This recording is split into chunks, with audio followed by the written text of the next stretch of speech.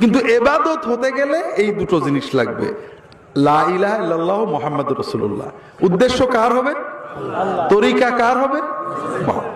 সেজদা করা ভালো কাজ না খারাপ কাজ? ভালো কাজ। আপনি নামাজের এক এক রাকাতে 4টে করে সেজদা করবেন, অসুবিধা আছে? কেন? আমি আপনাদের একেবারে চ্যালেঞ্জ করে বলে গেলাম, একটা হাদিস দিতে পারবেন না নবীজি বলেছেন এক রাকাতে 2-এর বেশি সেজদা দেওয়া যাবে না, এরকম কোন হাদিস নেই। তবে নবীজি আজীবন 2টো করে দিয়েছেন।